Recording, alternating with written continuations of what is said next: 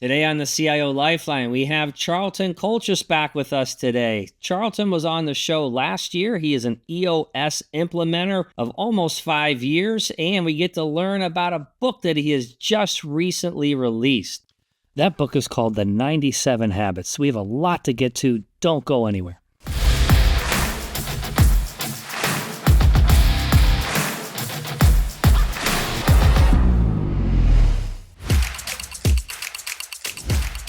EOS is a set of practical tools to help businesses get vision, traction, and healthy. And the sense I get is that the momentum for this system has been picking up. Some of the clients that Tom and I work with are eager to start considering EOS and are looking for ways to jump into it. In fact, some of them already have adopted EOS and praise the benefits. What's the sense from your standpoint? If you think back, it's just about a year since we last met. And I know, of course, you were busy then. I know you're busy now, but has the momentum been growing? What's your sense and what's your network been telling you? Specifically for EOS, I think it is.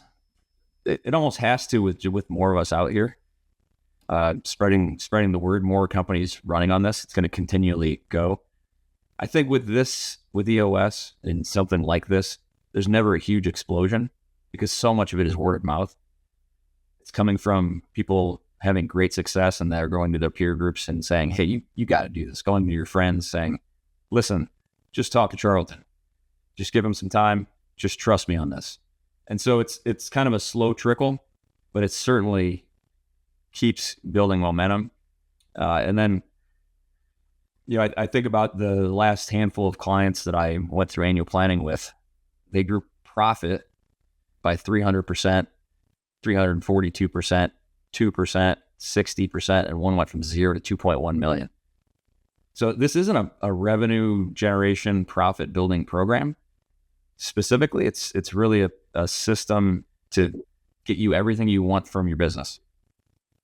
And so typically that's doing things better. It's getting, when you get everyone in the right seat, they know what they're supposed to be doing.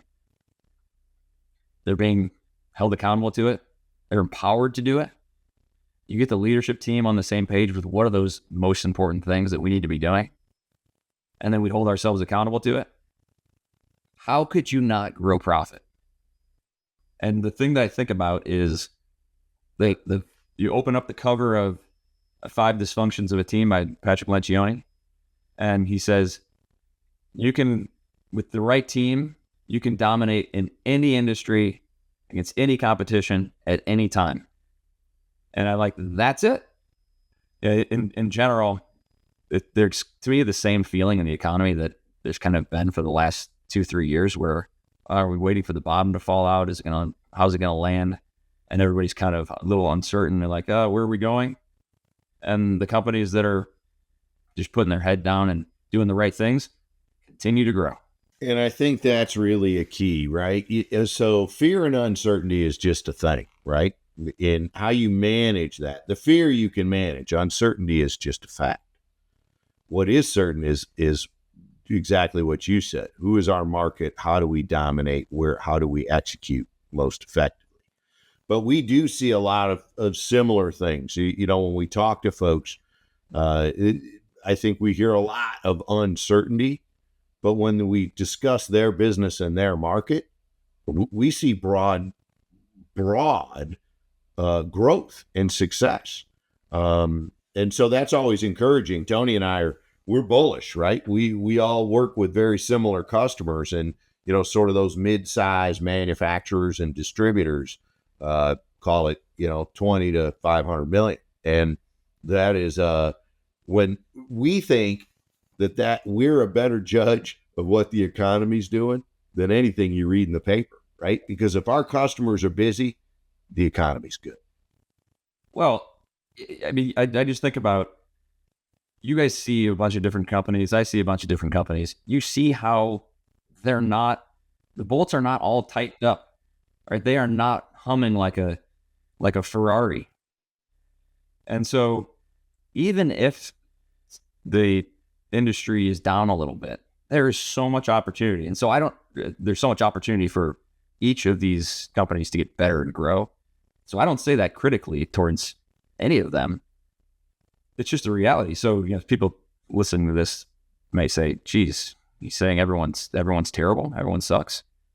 Well, no and yes. It's okay. It's okay that we have areas to improve in. The clients that I want to work with are the ones that are looking in the mirror intentionally. Because I'm good enough, I'm smart enough, and doggone it, people like me. Really, they've already had success. They're looking in the mirror because they want to attack the next thing. And so it's okay, right? You're looking in the mirror for the blemish, to see the opportunity for growth. And it's everywhere. It's in every company. Yeah, and I enjoy I love, now cash is king, right? You still need to keep lights on, but I love the companies that trench in downtime so that they're all the stronger on the upswing. They take advantage of that freed up time in the downturn to just harden and polish and refine and improve. A lot of energy comes out of that. It's amazing the people that take that approach, Tony. Over my career, and I laugh, now that I'm the old guys now, right? But, I remember when everybody was excited when the Dow cracked 8,000.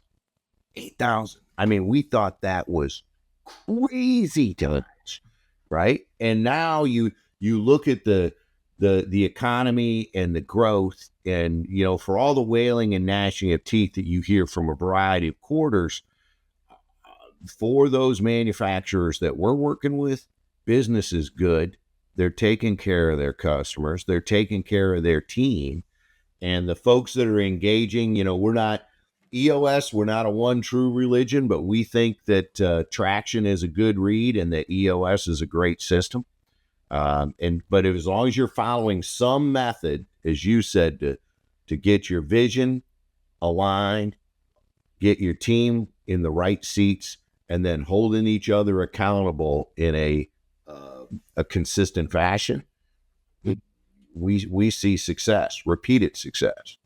Amen to all that. Thank you, guys. Hey, so let's jump to Charlton's book. I'm excited to learn more about this. Tom, maybe tee this up for us. Really excited to talk about the 97 Habits book. I self-disclose, I'm about 3/4 of the way through it, but I've thoroughly enjoyed it. And tell us just a little bit about, what prompted the idea behind the book. So Pete Walkie, my co-author, he's the one who came up with the idea, and he kind of threw this on me and asked me what do I think. And really, the thought behind it with both of us, the drive, is that we just want to help people. We want to help people move forward, get better, and that can be in a lot of different ways. And so we have on the back cover of the book, our goal is to inspire 1 billion people to adopt one new habit. All right, this idea that it's just one habit at a time to get you there, to get you to where you want to be. And so one habit could be life-changing, could be life-altering. I think you talk to certain people who, whether it's, I finally got into the gym and it changed my life. I finally started reading books and it changed my life. I started doing a morning routine that changed my life. Just one thing. And so we have 97, of course, in this book. And a couple of weeks ago, I was at a coffee shop and had the book out, and somebody said, wow, 97, that's a lot to remember. And we don't mean do all 97 of these. We're saying, hey, there are 97 habits from successful people. You probably didn't know about some of these.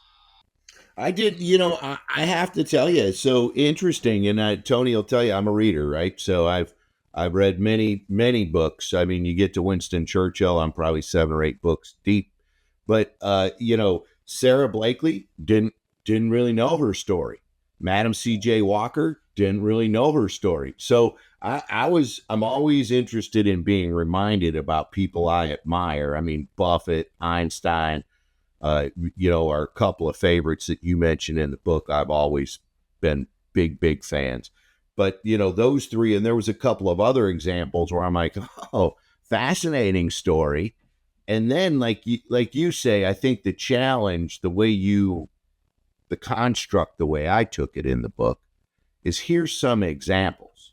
You might resonate because these are really diverse people. And maybe talk about that a little bit, Charlton. How did you come up with all of these variety of personalities, and how did you decide who was going to be in, and maybe who was 98? I might be interested in that too. Yeah. We did. Yeah. It's some of the way we constructed the book. The idea also was we wanted this to be a bit of, it's like a blend between Covey's 7 Habits of Highly Effective People and Chicken Soup for the Soul. So that Chicken Soup for the Soul, right? You get pulled in. And so we wanted people to really connect with these people. There's a lot of books. I think people just don't adopt the things that are taught in those books because people don't want to be told what to do. Right? They want to be inspired. And so how do you do that? Well, we do it in movies and TV shows and fiction by telling stories that pull people in, get you emotional. You cry at some really good books and movies. And so we wanted to bring in those challenges of all of these people to pull you in and then give you all these ideas. Right? We're not telling you what to do. We're just throwing 97 at you. Just pick one. Try one of them. How did we decide who was going to be in this?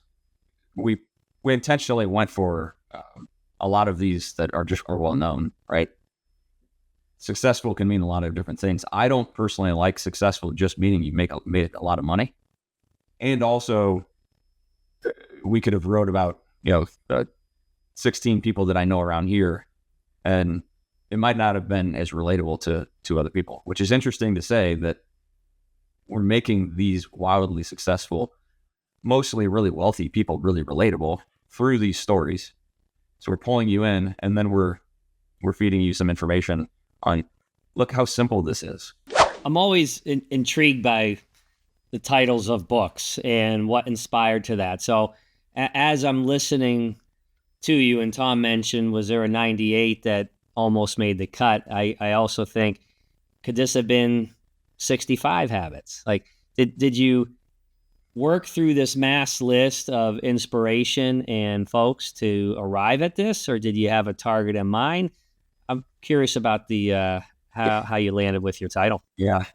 The title is it was really kind of a play, right? It's just a crazy number, and we wanted some big number out there. We wanted it to look like this, right? You see it in an airport, you're like, wow, that's that 97 habits. It seemed to stick when we were brainstorming. Yeah. And then you boil that down to, hey, we have 6 habits for 16 people. 16 seems like a good number of people to talk about in the book, and 6 habits each, not too few, not too many. And then there's a 7th for one of them for Churchill, because he's my favorite.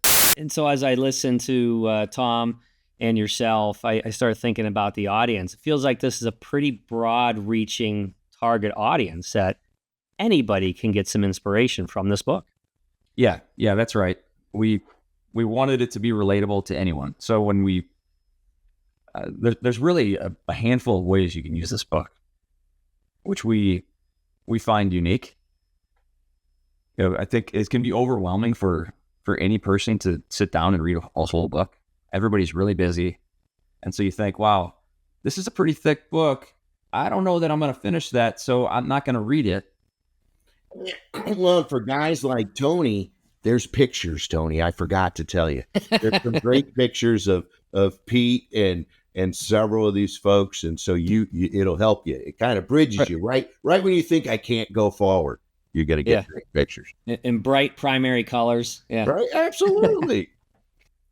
Well, so you don't need to read the whole thing. We say this in the introduction. You can skip to chapter 14. So they're all, right, it's not really sequential. They're really kind of like mini biographies. They really are. That's a great point. This was excellent bathroom reading. Right? These are the Reader's Digest biographies, right? They're really well done. I thought it flowed great. I could pick it up and put it down. You know, sometimes when you get into a book, it's a little tough to it's tough to come back to, right? There are quotes by each person. Right? Quotes are really inspiring. Just one. You know, a lot of people have seen that. If they see a quote, whether that's on LinkedIn, they're like, wow, I'm going to write that thing down. I'm going to put it up on my bathroom mirror. So I see it every morning. There's, you could just jump to one person that's exciting to you. And so a lot of these are just 5, 15-minute things. Here's how it can be relatable to anyone. And then there's an actionable tip. Just another kind of boost to get this thing going. I'll tell you, that's great advice, because early in my career, so I was a Zig Ziglar guy, right? And actually, there's a nice picture of Pete and Zig in there. I smiled. But Zig called it Automotive University, right? We was talking to salespeople. But honestly, it changed. You know, people say to me today, Tom, you read a lot of books. Well, you know, I've been a salesman a long time. I'm in the car a lot. And Zig's point was, look, I'm not suggesting that you have a book on the entire time you're in the car. But I am saying, instead of music all the time, maybe you work in a book now and then. You're ducking our question, though. Tell us about the habit that didn't make the cut. You know, there were several people. There's not a habit specifically that's coming to me, but there were people that we left out. And so they may make it in the book too. Charlie Munger wasn't specifically left out, but he's going to be in book 2. Marie Kondo, I think, is really interesting.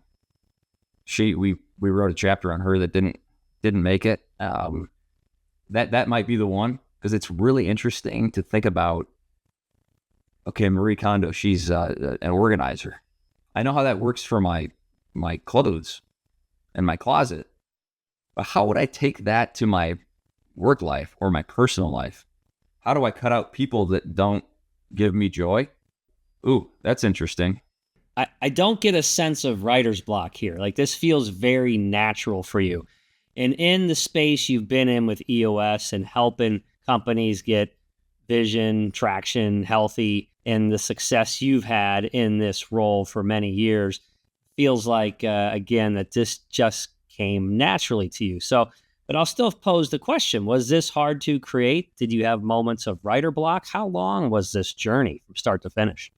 Pete and I are both the type of people that we just dive in probably too deep, too fast, and allows you to get, you know, for me, like last year, I learned piano last year because I dive in really deep, and which allows you to gain a ton of knowledge really fast. And then there's a little bit of danger to that, because you need to make sure that you're not neglecting everything else in your life, which I think people that are reading this can and listening to this podcast could maybe relate to. If you're driven, you might find yourself there sometimes.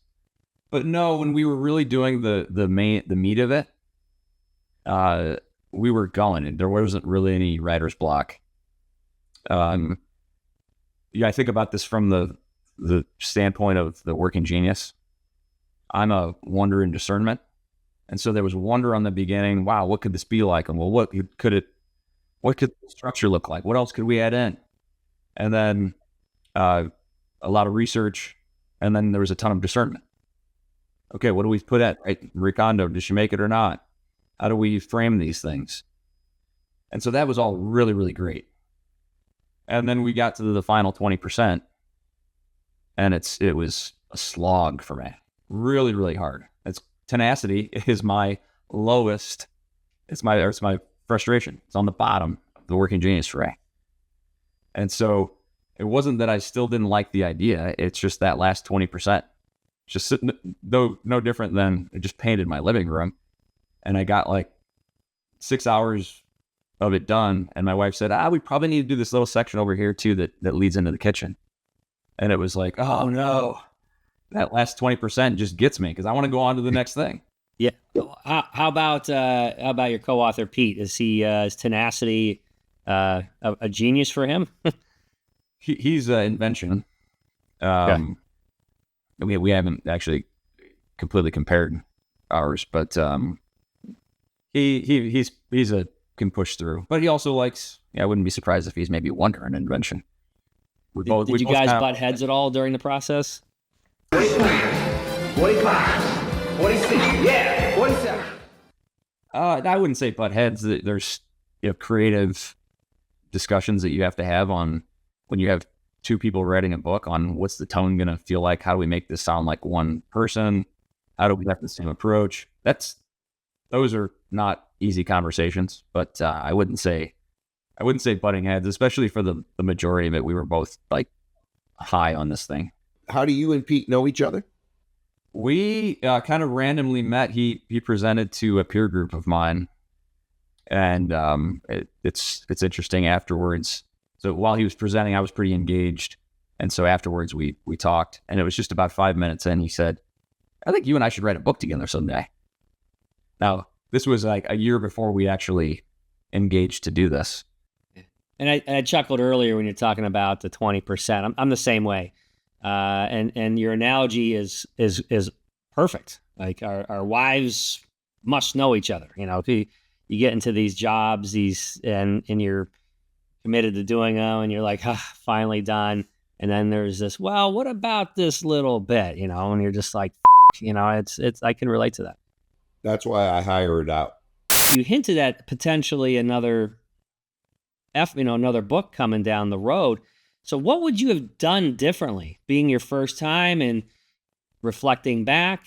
What would change on the next go around? This one I probably wouldn't have gone as fast as we did. But that's really the personal thing in me, that I go from zero to overdose and really fast. So that's how you and Craig must have just gravitated together like that. Yeah, it's probably a personal problem of mine.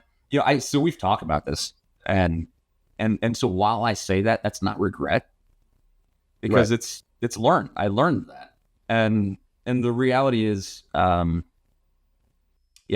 do another book, and it'll be a little different. I think one of the things from just the way that the book is constructed, it won't be as long next time, and which means an audiobook won't be as long. And so some of that is feedback that we've gotten. Some of it is does it make the boat go faster? We ask that a lot in this process, right? You asked about the tough conversations. Some of those conversations were, we want to throw that in, but does it really make the boat go faster? What are we doing here? But, I'll pick on Churchill as my example. As I mentioned, I read a lot. So I actually didn't read much of your biographical information because I could quickly skim and realize I knew that stuff cold. But, your construct enables somebody, if you know the material, you can skip to always enjoy the quotes, right? So I went to the quotes, did a little refresher on your perspective of his big struggle. I mean, the construct of the book really flows and supports that kind of a perusal, I would say. But one of the things I love that you and Pete did is send us your habit, right? So talk a little bit, because in my mind, when you talk about a follow-up book, like I could see cohorts, right, where you start to get people saying, look, this is my one habit. This is the one thing I'm doing right now. Yeah, we would love people to send in the habits that they started because of this.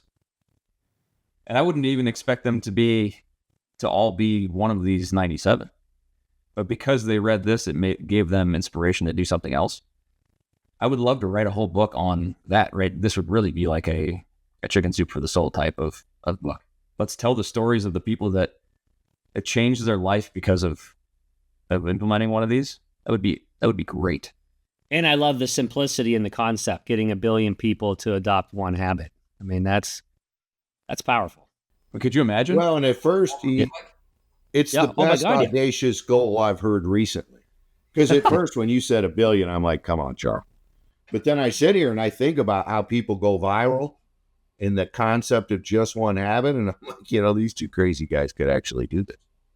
Well, pay it forward comes to mind. You think about the simplicity in that comment and the chain reaction that it sets off. Like there's something there. So one of the things that, I look back on my career And all I've really done is the stuff that I've learned from the people that were successful. Like I read these books and I go, I'm just going to do that thing. And for some reason, when you do that in businesses, you sometimes think that you're out of your mind because you're like, wait, all these people did it. There's a book written about it. And now I'm trying to do it. And everybody thinks I'm crazy for wanting to do this. And so I just pushed the gas on those things my entire career and still do. And that's part of the reason we wrote the book. Hey, just do the things that these successful people are doing. And so did they become successful, then start doing those things? Or is it one of the things that led them there? That's 100%, Charlton. There was a guy, his name was Craig McCollum. He was with Sage and then he was with Microsoft, but he had big jobs and they had run this training. There was about 600 of us in it. It was great training. And I walk out and I go thank him, right? I was half nervous. The guy didn't really know me. And I'm like, Craig, hey, thanks for the host of the training. He kind of puts his hand on my shoulder and he said, will you make one commitment? I said, what's that? He said, will you do one thing? I said, what are you talking about? He said, Tom, we got 600 partners in this room. He said, if 2 or 3 of you adopt this, we're going to call it a win. To your point, Charlton, it's the obesity, right? It's an epidemic in the United States. Now let's set aside, so I don't get attacked, let's say that there are some legitimate issues. But right. The fact is, healthy eating and exercise is really pretty much all it takes, right? Yeah. And I had, so I'm going to tell you a story quick. I went to this old barbershop on Sample Street, right? You sat the bench, you can't make an appointment. Lady comes in with her 2 kids, big group. They're big. And the barber says something and she says, oh yeah, they're losing some weight. We figured out it's a thyroid problem. And there's this guy sitting next to me. He's about 85. And he leans over and he pulls up his sleeve. I almost tear up a little bit. It's funny, but not funny. He's got a concentration camp tattoo. And he says, in the camps, people didn't have thyroid problems. If you don't eat, you get skinny. But the thing is, these things are simple, right? But people, myself included, I know better a lot of times. Sometimes I do better, sometimes I don't. But when I hang around, go, whoa, you're the average of the 5 people you spend the most time with, right? So I try to spend more time with brothers like you instead of people that, hey, look, I like watching a football game as much as the next person. But I had a guy challenge me once. He said, what do you know at the end of the football game? Yeah, maybe you know the score. Maybe you know the score, right? But if you read a book or you edified yourself some other way, that's a more productive use of your time. The other thing you said there was, it's simple, not easy. I say this all the time about EOS. The EOS tools are so simple, right? They're simple, practical tools. Things that have been around 100 years. They're going to be around another 1,000. They're simple, not easy. I can look up and know the workouts to do to go to the gym. Well, why do people hire trainers? Because it's simple, not easy. And this is the same way. It seems simple to get in a room and talk about the most important things that we need to do and hold ourselves accountable. Simple, not easy. Charlton, thanks again for joining back on the show and appreciate insights with your book. And if you haven't had a chance to read it yet, go to Amazon.com, search for the 97 Habits. You won't be disappointed. Thanks again. Thanks. Take care, everyone.